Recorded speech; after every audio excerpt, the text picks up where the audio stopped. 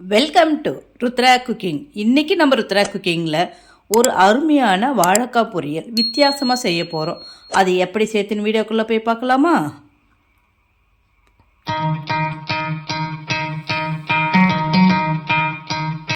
ஒரு 2 வாழைக்காவை எடுத்து நல்லா கழுவிட்டு அது மேலே இருக்கிற தோலெல்லாம் நல்லா சீவிட்டு ரெண்டையுமே சின்ன சின்னதாக நம்மளுக்கு எந்த மாதிரி வேணுமோ அந்த மாதிரி சின்ன சின்னதாக கட் பண்ணி எடுத்துக்கலாம். இந்த வாழைக்காய் பொரியல் எண்ணெயில் போட்டு வறுக்காமல் இந்த மாதிரி செஞ்சு சாப்பிட்டா அவ்வளோ டேஸ்ட்டாக இருக்கும். இப்போ 2 வாழைக்காயும் நம்ம இதை மாதிரி கட் பண்ணி எடுத்து வச்சாச்சு. ஒரு கடாய் வச்சுக்கிட்டு ஒரு கம்மியாகவே இதில் எண்ணெய் சேர்த்துக்கலாம். ஒரு 2 டீஸ்பூன் போதும் எண்ணெய்.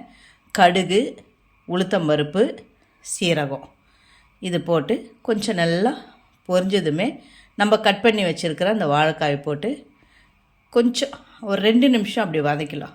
வதக்கிட்டு இதில் கொஞ்சம் மஞ்சத்தூள் சேர்த்துக்கின்னு இது எண்ணெயில் வதங்காமல் தண்ணியை சேர்த்துக்கலாம். தண்ணியை சேர்த்து வேக வச்சுக்கலாம். கொஞ்சமாக தண்ணியை சேர்த்து ஒரு மூடி போட்டு கொஞ்சம் பாதி அளவு வெந்தால் போதும். அதுக்கு தேவையான அளவு உப்பையும் போட்டு நம்ம மூடி வச்சிடலாம். ஒரு 5 நிமிஷம் அப்படியே வேகட்டும். இப்போ 5 நிமிஷம் ஆயிடுச்சு. நம்ம திறந்து பார்த்தலாம். ஓரளவு பாதி வந்திருக்கு.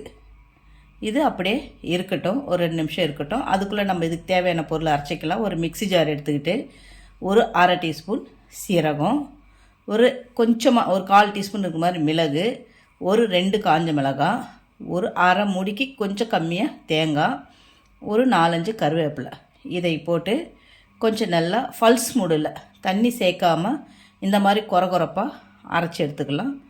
தண்ணி இதில் சேர்க்க வேண்டாம். நம்ம வாழைக்காயில் தண்ணி சேர்த்து வேக வச்சதால் இது அப்படியே தண்ணி சேர்க்காமல் ஃபல்ஸ் மூடில் நல்லா கொரகொரப்பாக அரைச்சி எடுத்துக்கிட்டு இப்போ வாழைக்காய் நல்லாவே கொஞ்சம் வெந்துடுச்சு. 3/4 வெந்திருக்கு.